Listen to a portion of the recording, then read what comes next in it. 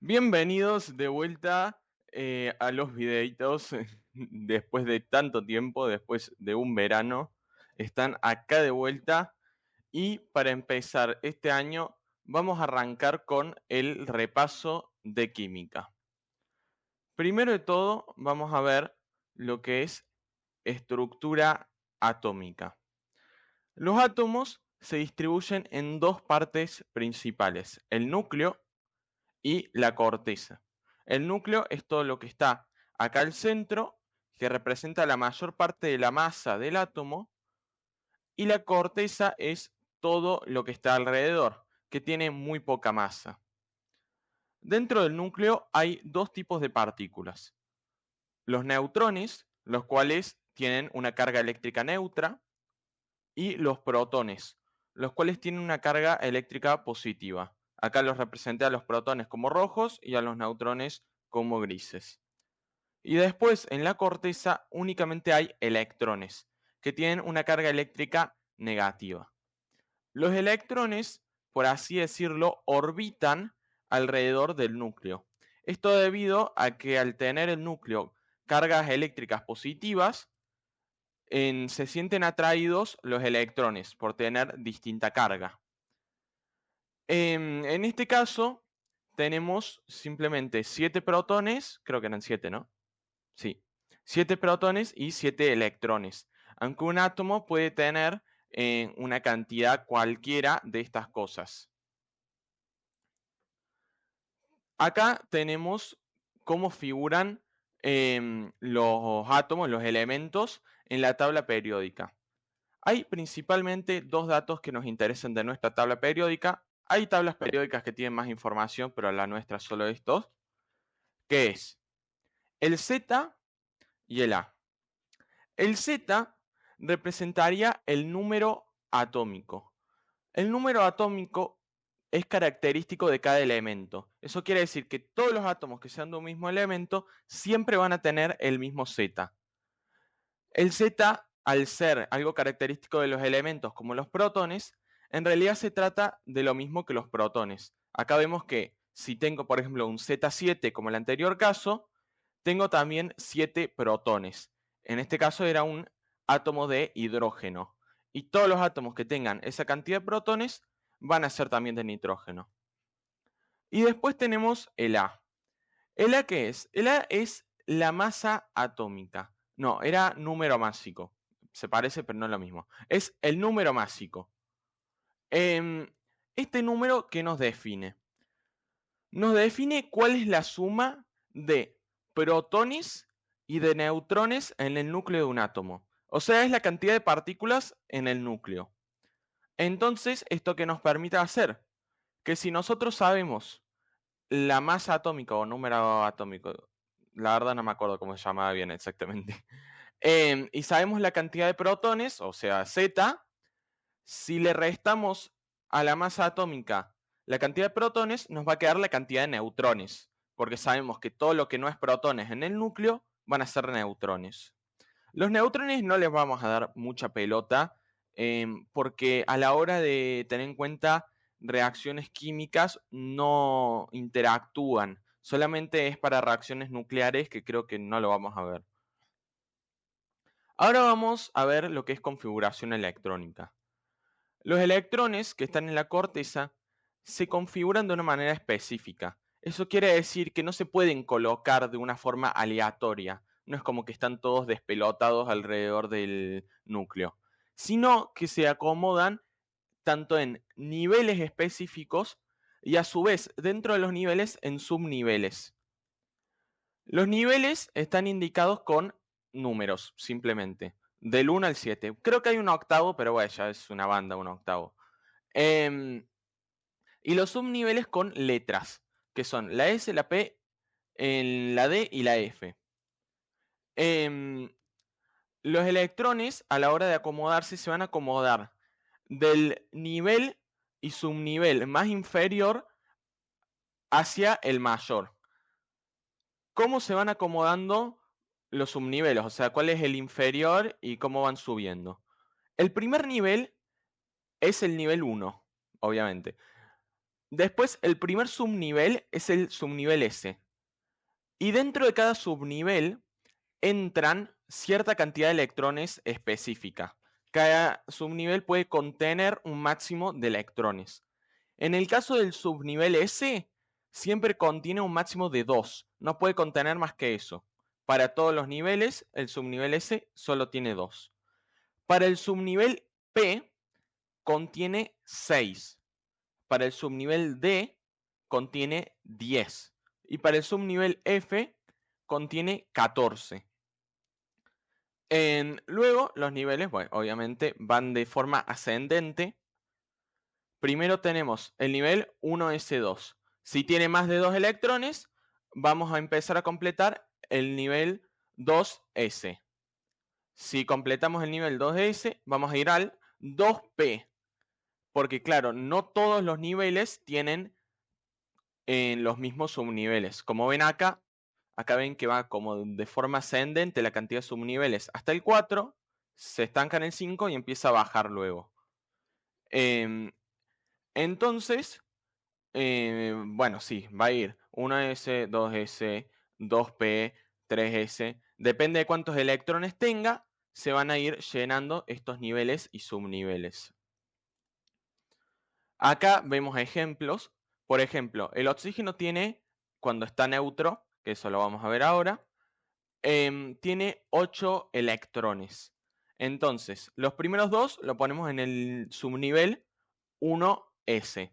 Como se llenó, vamos al nivel 2s.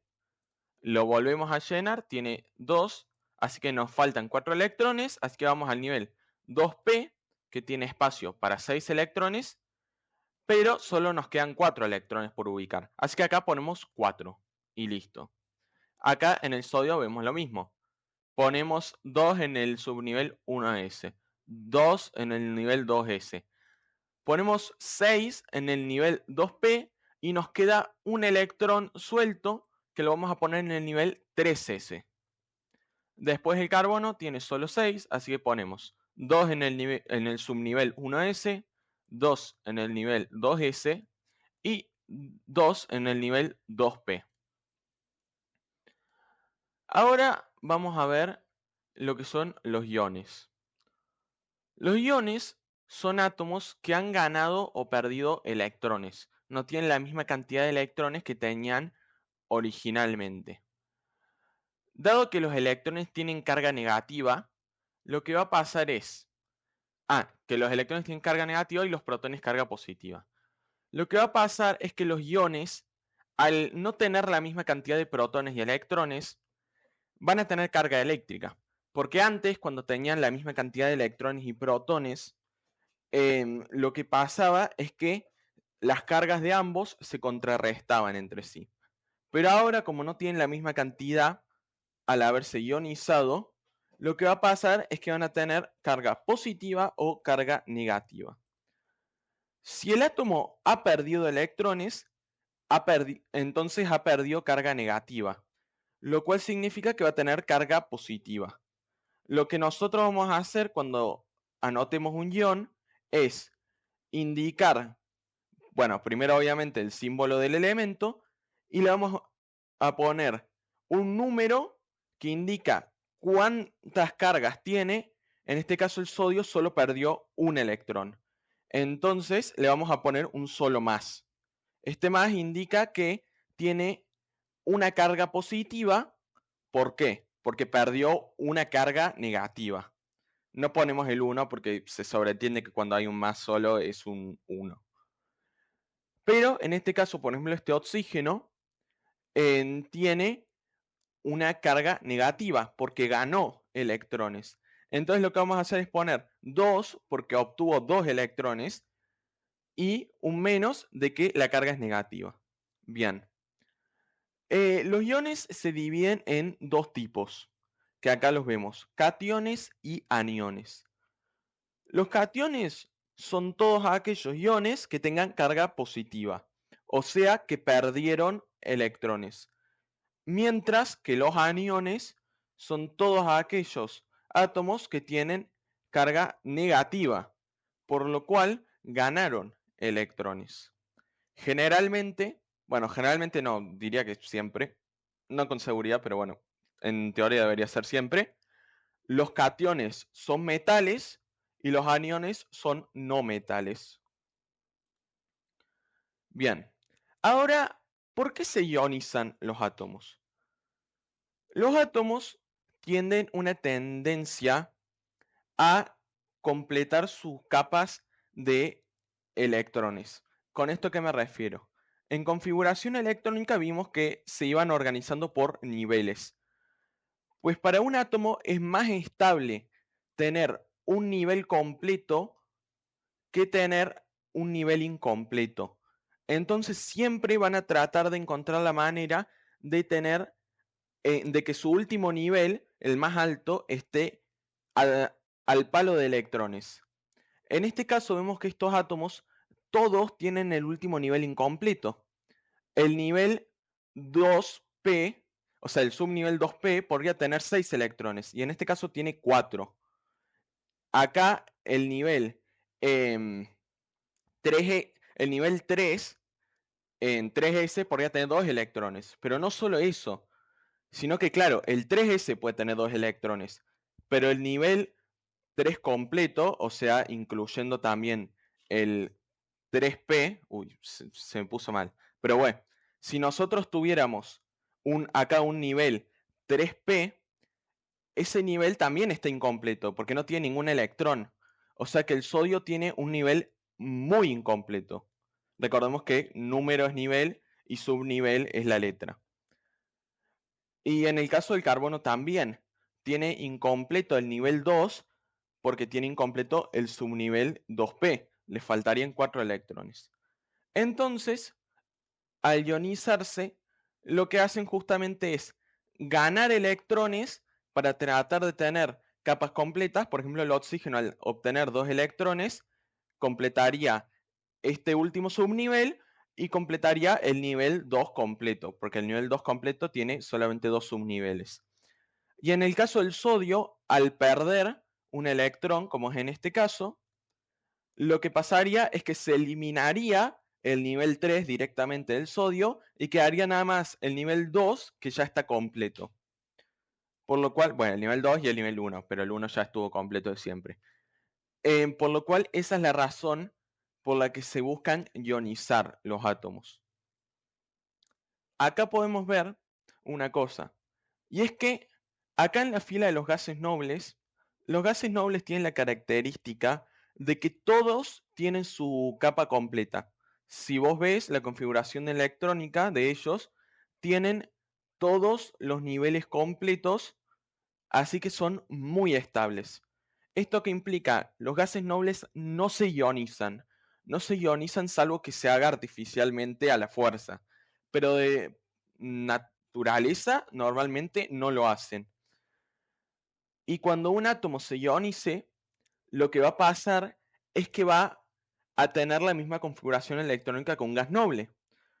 Porque si los gases nobles tienen los niveles completos y los átomos que se ionizan quieren tener los niveles completos, obviamente van a terminar teniendo la misma configuración electrónica.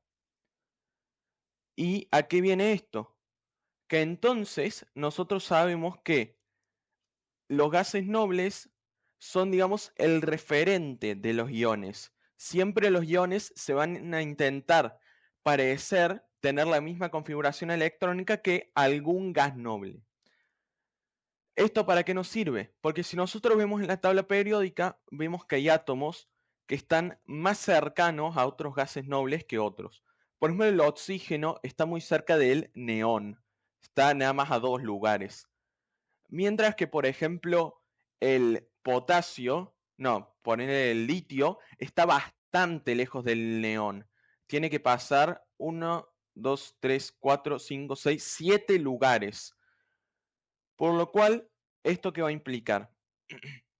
Que el oxígeno, como tiene muy cerca al neón, lo que va a hacer es sumar electrones porque el gas noble más cercano que tiene se puede llegar sumando electrones. En cambio, el litio, como está tan lejos del neón, en lugar de tratar de ganar iones, o de intentar ganar electrones, va a tratar de perder un electrón. ¿Por qué? Porque si nosotros vemos, el litio está solo a un lugar del helio, que también es un gas noble. Entonces, esa es la razón por la cual los metales tienden a perder electrones, mientras que los no metales a ganar electrones, porque simplemente les es más fácil a los no metales llegar hasta la configuración electrónica de los gases nobles ganando electrones. Por último, vamos a ver distintas clasificaciones, digamos de forma más profunda, de los iones. Estas clasificaciones las vamos a llamar especies de iones o especies iónicas. Para definir la especie iónica, lo primero que vamos a hacer es ver si es un catión o un anión. Los cationes, recordemos, han perdido electrones, por lo cual tienen carga positiva, y los aniones han ganado electrones, por lo cual tienen carga negativa. Bien, entonces, si es catión, le ponemos catión, si es anión, le ponemos anión. Después, ¿qué vamos a poner acá? Lo que vamos a ver es cuántas cargas han ganado o han perdido. En el caso del sodio, ha perdido una carga negativa, porque ahora es positivo, ¿no? Entonces, lo que vamos a ponerles es el prefijo mono, que mono viene de 1, básicamente significa 1. En el caso del oxígeno, vemos que ha ganado 2 cargas negativas. En este caso, como son 2, le vamos a poner acá un prefijo di, de 2 obviamente. Y si fueran 3, le ponemos tri, si fueran 4, le ponemos tetra y así. Y después del prefijo le vamos a poner valente a todos los casos. Este valente indica que se refiere a electrones de valencia, que los electrones de valencia son los electrones de la última capa. O sea que el catión, o sea, perdió electrones, mono, o sea, 1, valente de su capa de electrones de valencia. Esto te indica que perdió un electrón de su capa de valencia. Ahora vamos a ver un tema que es bastante básico, no creo que sea necesario repasarlo, pero por las dudas lo pongo. Y es grupos y periodos. Toda la tabla periódica se organiza según grupos y periodos. ¿Los grupos qué son? Los grupos son las distintas filas que tiene la tabla periódica. Empieza contándose de arriba para abajo. 1, 2, 3. Y vemos que cada fila es cada vez más extensa. Eso ahora digo por qué es. Esta solo tiene 2, esta creo que tiene 10, esta también 10 y luego esta 18 y van aumentando. Y después tenemos los grupos. Los grupos son las columnas y cada grupo suele tener ciertas propiedades químicas características. Por ejemplo, en el primer grupo, con excepción del hidrógeno, son átomos alcalinos. Todos estos átomos, el litio, el sodio, el potasio, creo que esto es rubidio, son muy parecidos químicamente. Acá el segundo grupo son alcalinos térreos, que también son muy parecidos todos entre sí. Y así, cada grupo va teniendo átomos más o menos parecidos hasta llegar acá. Acá se puede ver algo con los colorcitos y es que las propiedades de todos los átomos no son las mismas en un mismo grupo. O sea, no son parecidas, en ningún caso son las mismas, pero no son tan parecidas. Porque, por ejemplo, el boro es un metaloide, o sea, no es ni metal ni no metal. Pero después el de abajo, que es el aluminio, es un metal. Y mientras más vas bajando, se va volviendo más metálico.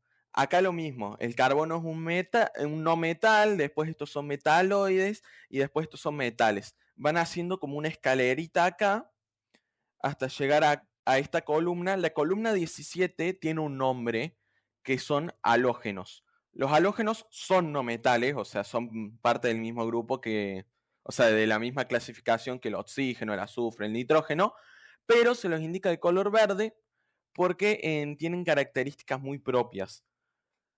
Y por último, estos verdes, verdes oscuros, son el grupo de los gases nobles, que se caracterizan por no ser nada reactivos. son muy inertes, no participan en ninguna reacción química. Bien, ahora eso de por qué los periodos no tienen la misma cantidad de átomos, digo, de elementos. Eso es porque en realidad los periodos tienen que ver también con la configuración electrónica. Si recordábamos acá, si veíamos esta imagen, veíamos que en el primer nivel cabían 2 electrones. En el segundo nivel caben 8 electrones en total, ¿no? Porque recordemos que subnivel es distinto a nivel. Y si nos damos cuenta, si vos sumás la cantidad de electrones del primer nivel y del segundo nivel, dan 10, que es la misma cantidad de elementos que hay en la segunda y en la tercera fila. Y además, si vos sumás la cantidad de electrones con los niveles, los subniveles 3s2 y 3p6, no me pregunten por qué se suman nada más estos dos subniveles y no el nivel completo. Es algo que, o sea, sí me acuerdo, pero es medio complicado de explicar. Pero bueno, si sumas los electrones de todos estos subniveles, te da 18, que es la cantidad de elementos de el cuarto periodo y del quinto. Y este sexto y séptimo periodo, aunque parezca que tienen también 18, en realidad estas filas que están acá abajo, que son los lantánidos y los actínidos, así se llaman, son parte de este periodo. Nada más que por propiedades de no sé qué, están separados. Pero sí, la razón por la cual hay distinta cantidad de elementos en cada periodo es porque van cíclicamente, o sea, periódicamente, completando sus capas de configuración electrónica. Por eso se organizan así. Bien. Ahora viene radio atómico. El radio atómico es simplemente el tamaño que tiene un átomo. Y depende de tres cosas.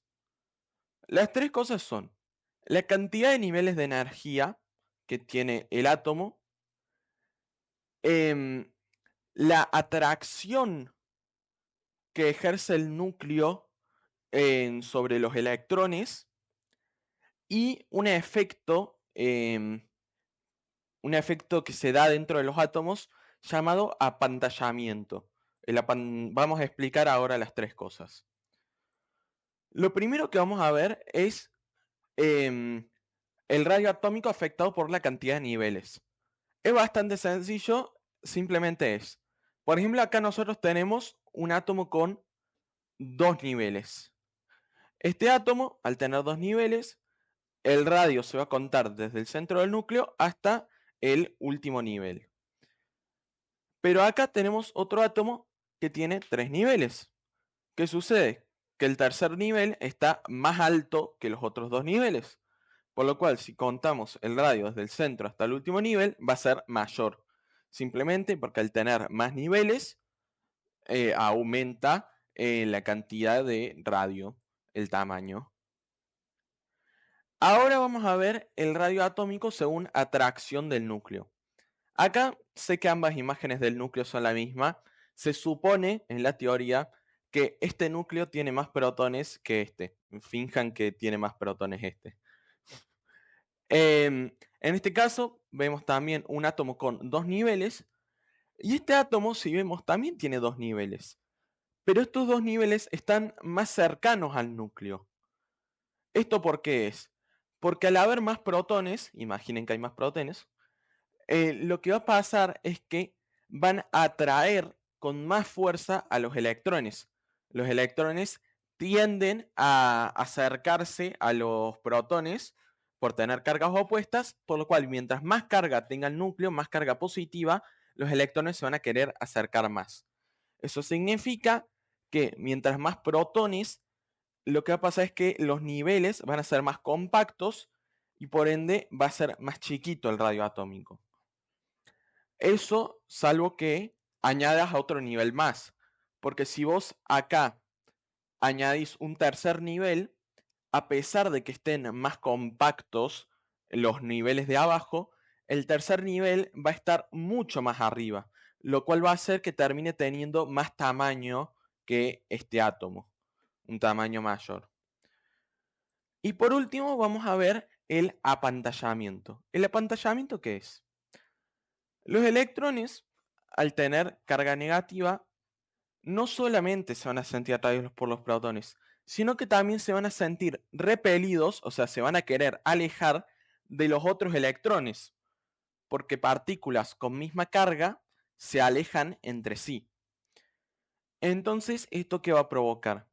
Que si yo tengo un átomo con la misma cantidad de protones, este y este, o sea, son el mismo elemento, pero ponele que este átomo está ionizado. Este átomo tiene más electrones que este. Este tiene 5 electrones en el segundo nivel y este tiene 8. ¿Qué va a pasar? Que como los protones no están atrayendo más los electrones, porque tienen la misma cantidad en ambos casos, los electrones al repelerse entre sí, lo que va a pasar es que se van a distanciar más. Y al distanciarse más, en este caso, lo que va a pasar es que va a aumentar el radio atómico, porque van a tener más distancia simplemente los electrones en el segundo nivel.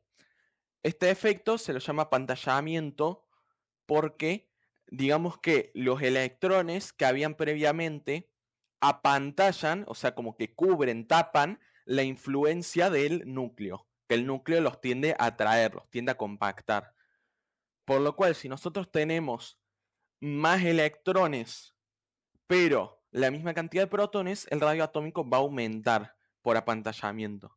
Estas cosas, nosotros no, o sea, estos tres valores de los que depende el radio atómico no los vamos a ver combinados. O sea, van a haber ejercicios donde haya más niveles de electrones o donde haya más protones o donde haya apantallamiento. Nunca vamos a verlos combinados porque eso ya requeriría cálculos y bueno, no vimos nada de cálculos.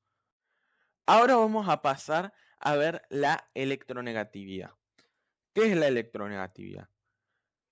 Es una propiedad que tienen todos los átomos, que es la fuerza con la que el átomo atrae electrones.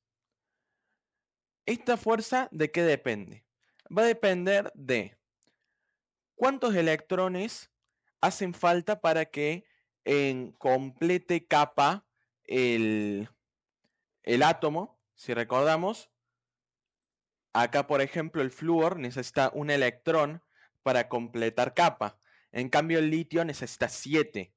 Por lo cual, obviamente, el litio tiene una electronegatividad mucho menor que el flúor. Y la segunda cosa es el apantallamiento. Si recordamos, acá pues, fue hace 2 instantes, ¿no? El apantallamiento lo que decía es que cuando hay más electrones, lo que va a pasar es que al repelerse entre sí, van a apantallar la influencia del núcleo, por lo cual lo que va a pasar es que los electrones externos, al no estar tan influidos por el núcleo, van a, a estar atraídos con menos fuerza. Y como la electronegatividad era la fuerza de atracción de electrones, va a haber menos electronegatividad. ¿Esto qué implica? Como la cantidad de electrones necesarios para completar capa aumenta de izquierda a derecha, la electronegatividad también aumenta de izquierda a derecha. O sea, los metales alcalinos, que son los de acá, van a tener mucha menos electronegatividad que los átomos, que los elementos de la derecha, que van a tener una electronegatividad bastante alta. Y en segundo lugar, el apantallamiento, como depende de la cantidad de electrones, también va a depender del periodo, porque si recordamos, en cada periodo se iban añadiendo nuevos niveles de energía, de energía para los electrones, por lo cual la electronegatividad va a aumentar para arriba, porque mientras más abajo vamos, más es el apantallamiento, por lo cual menos se atraen los electrones. Entonces, nosotros podemos decir que la electronegatividad aumenta hacia arriba y hacia la derecha. ¿Esto que provoca? Que el átomo con el elemento con mayor electronegatividad es el flúor. Eso es porque alguno me dirá el helio está más arriba. En realidad es porque los gases nobles no tienen electronegatividad. Porque si recordamos, los gases nobles son inertes, no participan en las reacciones químicas. Así que no tienen electronegatividad. Entonces el flúor es el más electronegativo. Y el menos electronegativo de todos es el francio, porque está a la izquierda del todo y abajo del todo. Eso quiere decir que el flúor va a absorber muchos electrones, o sea, no muchos, pero va a absorber con mucha fuerza electrones, y el francio no va a absorber prácticamente con nada de fuerza los electrones. Ahora vamos a ver los tipos de enlaces químicos que existen. Los enlaces son uniones que hay entre los átomos. Y al unirse los átomos forman moléculas. Tenemos tres tipos: covalentes, iónicos y metálicos. ¿Los covalentes qué son? Los covalentes son enlaces que se van a dar solo entre no metales, o sea, tienen que ser todos los átomos de la molécula no metales. Y en este caso, lo que va a pasar es que van a compartir electrones. ¿Cómo es esto? Si recordamos, todos los no metales en general necesitaban aumentar su cantidad de electrones para volverse más estables. Acá todos estos átomos que están en naranja y también los que están en verde lima necesitan aumentar su cantidad de electrones. Entonces, cuando dos metales se encuentran, lo que van a hacer es que van a empezar a compartir sus electrones. Entonces, por ejemplo, el hidrógeno tiene un electrón solo. Acá está indicado con un puntito. Y el oxígeno tiene 6 electrones, que están indicados acá con los puntos rojos. El oxígeno necesita 2 electrones para ser estable y el hidrógeno necesita uno más. Entonces, ¿qué van a hacer? El hidrógeno va a poner un electrón y el oxígeno va a poner un electrón. Y tanto el hidrógeno como el oxígeno van a compartir ambos electrones. Estos electrones ya van a ser, no van a ser de ninguno en particular, sino que van a ser de los dos. Y lo mismo con este hidrógeno. Por lo cual, ¿qué va a pasar? Que como el hidrógeno ahora tiene dos electrones cerca, porque los está compartiendo con el oxígeno, va a estar completo, va a estar estable su último nivel. Y el oxígeno, como ahora tiene 8 electrones, porque comparte con ambos hidrógenos, también va a estar estable. Sin embargo, hay una cosa muy importante en los enlaces covalentes, y es que existen de dos tipos: polares y apolares. ¿Esto por qué es? Por diferencia de electronegatividad. La electronegatividad era la fuerza con la que se atraen los electrones. ¿Qué pasa? El oxígeno tiene una electronegatividad mucho mayor, porque está muy a la derecha y muy arriba. Mientras que el hidrógeno, si bien está más arriba que el oxígeno, está a la izquierda del todo, por lo cual tiene una electronegatividad bastante más baja. Entonces, ¿esto qué va a provocar? Que como el oxígeno atrae con más fuerza los electrones, en realidad, aunque estén compartidos, va a haber como momentos en los que el oxígeno tenga los electrones en mayor cantidad y el hidrógeno no los tenga a los electrones compartidos. Nada más que esto, o sea, quien comparte los electrones, quien los tiene, lo van alternando como muy rápido. O sea, el oxígeno los tiene más tiempo, pero lo que van haciendo es como un instante los tiene el oxígeno, el otro el hidrógeno, el otro el oxígeno. Así los van compartiendo muy rápido. Entonces, como es tan rápido, lo que uno percibe es como que el hidrógeno tiene em, menos en electrones, o sea, no que tiene menos electrones, sino que tiene menos carga de los electrones. Y que el oxígeno tiene un poco más. Entonces, ¿esto qué va a implicar? Que el oxígeno va a tener una ligera carga negativa, porque los electrones tienen carga negativa. Mientras que el hidrógeno va a tener una ligera carga positiva. ¿Eso qué va a provocar?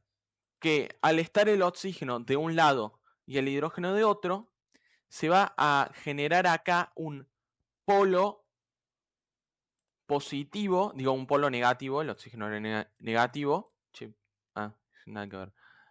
Se va a generar un polo negativo de este lado y de este lado se va a generar un polo positivo. En realidad ahora me acabo de dar cuenta. Bueno, los colores amarillo y rojo los elegí yo porque pintó. Eso quiere decir que de este lado el oxígeno va a actuar un poquito como una partícula cargada, cargada negativamente, y el hidrógeno va a actuar un poquito como una partícula cargada positivamente. Después vamos con los enlaces iónicos.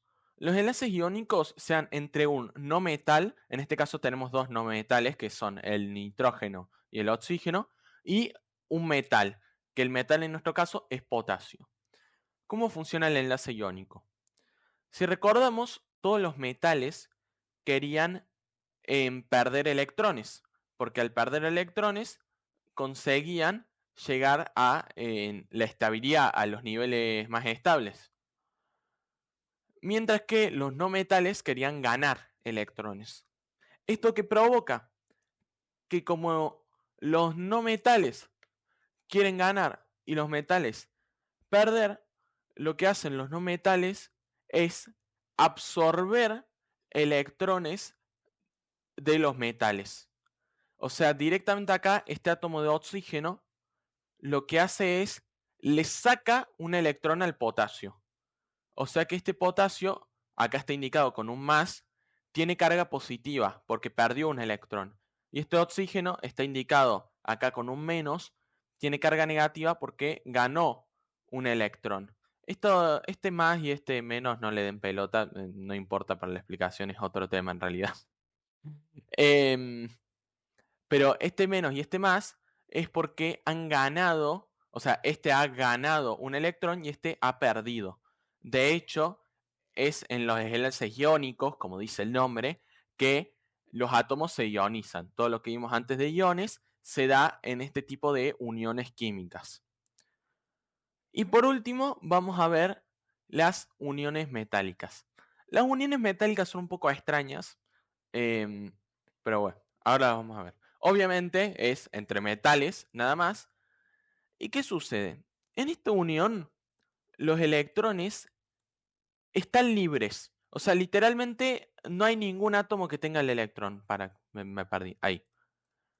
Acá, como vemos, todos los átomos de hierro, en este caso, han perdido electrones. Por eso están con carga positiva. Sin embargo, estos electrones no se los cedieron a otro átomo. Estos electrones están acá, solos, tristes de la vida. ¿Por qué se da este tipo de enlace? Porque a lo mejor alguno me podría decir, bien, perdieron electrones, pero ¿por qué se tienen que unir entre sí para perder electrones? ¿No pueden expulsar sus electrones así al aire nada más? No, ¿por qué? Porque si bien el átomo quiere perder electrones, los metales quieren perderlos, los electrones no quieren irse del átomo. Por lo cual, como los electrones se resisten a irse de un átomo, cuando los átomos metálicos están solos, conservan sus electrones. Entonces, para perder electrones, sí o sí se los tienen que dar a otro átomo. ¿Qué pasa?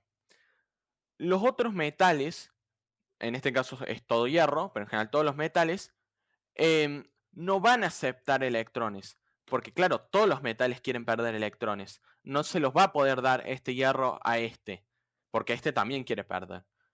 Sin embargo, cuando dos átomos de metal se acercan entre sí, intentan darse electrones, digamos. Pero ¿qué pasa? Obviamente no los aceptan. Este átomo no va a aceptar los electrones de este átomo y este no va a aceptar los electrones de este. Sin embargo, como los electrones, al estar entre medio de estos dos átomos, es como que están bajo la influencia de un átomo, pero a su vez no están ubicados en ningún átomo en específico. No sé si me explico. Este electrón está un poco dentro de este átomo y un poco dentro de este átomo, pero en realidad no está localizado en ninguno. Por lo cual, para los átomos de metal, que no esté localizado en ninguno, o sea, que no esté el electrón completo, es como si no estuviera. Por lo cual, entonces los átomos de metal prefieren juntarse todos y dejar sus electrones ahí, en medio. Es como que todos comparten los electrones de todos. A ninguno le pertenece un electrón más que otro. ¿Y qué pasa con estos electrones? Pues claro, estos electrones están sueltos, directamente no están ni siquiera en un átomo, no están compartidos como en el covalente. Es como que están todos ahí tirados. Pues que estos electrones se van a mover entre los átomos de metal, porque como ninguno de los átomos de metal los acepta, se van a ir moviendo buscando que alguno los acepte, nunca los van a aceptar, y van a ir moviéndose muy rápido, además. Em, Esto se lo suele llamar a este fenómeno el mar de electrones. Se dice que en los enlaces metálicos se forma un mar de electrones, porque hay un montón de electrones sueltos fluyendo a través de una red. Esto también, el hecho de que haya electrones sueltos, es la razón por la cual los metales tienen propiedades tan características. Si uno se da cuenta, todos los metales tienen más o menos ciertas propiedades en común que los no metales no tienen. ¿Por qué? Porque los electrones, al estar libres, son capaces de em, conducir electricidad, de conducir calor y de reflejar la luz libremente. En cambio, en estos casos, como los electrones, tanto en el enlace iónico como en el enlace covalente, como los electrones están bien sujetados, los tienen ahí atrapados, lo que va a pasar es que le va a costar mucho al calor pasar por los electrones, mucho le va a costar mucho a la electricidad pasar, la luz se va a reflejar de una forma concreta, que esa forma, bueno, la vimos con la Griselda en una unidad, no me acuerdo ya cómo era. Em, en cambio acá están todos los átomos, digo, todos los electrones despelotados. Ahora, bueno, ya lo dije un poco, pero acá lo tengo en una propiedad positiva, que era la diferencia entre las moléculas em, polares y apolares. Recordemos que esta diferencia de polaridad solamente se da en los enlaces covalentes. En los enlaces iónicos y metálicos, o sea, en el enlace iónico siempre va a ser polar, porque un átomo siempre va a tener carga positiva y el otro va a tener carga negativa. Sin embargo, en el covalente es muy propio porque puede ser tanto polar como apolar. Puede tener las dos opciones. Em, en el caso de los polares, ya lo expliqué bastante. Y si bien lo expliqué como, como que era porque este lo atraía más o este y este menos a los electrones, uno lo que puede hacer es simplemente ver en la tabla periódica cuánta electronegatividad tienen. Bueno, esta tabla periódica no sale, pero bueno, en la prueba lo dirá. Puede ver cuánta electronegatividad tiene cada átomo y lo que hace es ver la diferencia de electronegatividad y si la diferencia de electronegatividad es mayor a 0,7 es polar, listo, y punto. Los apolares tienen una diferencia de electronegatividad menor a 0,7 y eso ¿qué va a provocar? En que los electrones los van a tener compartidos todos el mismo tiempo o por lo menos un tiempo muy parecido. Esto va a provocar que no haya diferencia de polos, va a ser todo el átomo una gran partícula con carga neutra. Eso no sé si va a esta prueba, creo que no, pero bueno, por las dudas lo digo. ¿Eso qué implica? Que los átomos apolares, como tienen carga neutra, se empiezan a, digamos, acumular. O sea, vos pones varias moléculas de átomos varias moléculas apolares juntas, se van a empezar a unir entre sí porque simplemente pueden. O sea, no tengo más manera de explicarlo. O sea, no van a hacer fuerza para atraerse. Se van a quedar ahí juntos porque no, porque comparten espacio nada más. En cambio, los átomos polares, ¿qué les va a pasar? Digo, las moléculas, no sé, porque a veces digo átomo en lugar de elemento y átomo en lugar de molécula. No sé qué pasa con los átomos. Siguiendo. ¿Qué va a pasar con las moléculas polares? Como tienen un polo, un lado, que tiene carga negativa, un poquito, no es mucha, y otro que tiene carga positiva, lo que va a pasar es que cuando se encuentren dos moléculas, en este caso es de agua, el polo positivo se va a empalmar con el polo negativo. Esto va a provocar que, acá, esto va a provocar que vayan juntándose las moléculas entre sí de forma activa, o sea, se van a atraer entre sí. Eso crea algunas diferencias químicas que creo que las vamos a ver este año un poco más en profundidad, y si no las vemos, bueno, no las vemos, ya está. Y por último tenemos estructura de Lewis. Así, un datazo. Esta E y esta W no se pronuncian EU, se pronuncian U. Es como literalmente Luis, pero en inglés. Es Lewis, con acento en la U. La estructura de Lewis es una forma de representar, que ya lo representamos acá, a las moléculas con los electrones. Nosotros vemos acá cada uno de estos puntitos es un electrón. En mi caso, para distinguir de quién era cada electrón, porque estos son del hidrógeno y estos son del oxígeno, le puse colores. Pero bueno, como es alta paja, lo que puedes hacer es simplemente poner acá, por ejemplo, crucecitas y acá puntitos y listo. Y con esto lo que vos representas es cómo los átomos ceden o comparten, en este caso comparten, en sus electrones. Ya que si recordamos, acá alrededor, para que el átomo sea estable, va a tener que tener 8. Entonces con esta representación gráfica es más fácil ver si tiene 8. Y creo que por esta unidad de repaso es... Bueno, no, mentira. En realidad por esta unidad de repaso no es todo, sino que yo nunca subí video de estos temas. Estos temas todos los vimos en la primera unidad del año pasado, por lo cual no llegué a hacer videos. Yo en ese momento todavía no hacía videos. Así que en realidad esta unidad no solo contiene estos temas, sino que también contiene temas, creo que de estequiometría y de nomenclatura. Básicamente creo que es un repaso del año pasado entero, no sé por qué lo digo tan concreto. Así que es necesario, si quieren, bueno, si quieren estudiar para la prueba, no solo ver este video, sino que también ver el video de nomenclatura de ácidos y bases, nomenclatura de compuestos binarios, estequiometría, bueno, un embole. Pero igualmente creo que la prueba va a ser fácil. Bueno, ya di todos los temas, me parece que no di, a lo mejor hubo algún tema que me dejé, pero en principio creo que está todo, así que me despido. Adiós.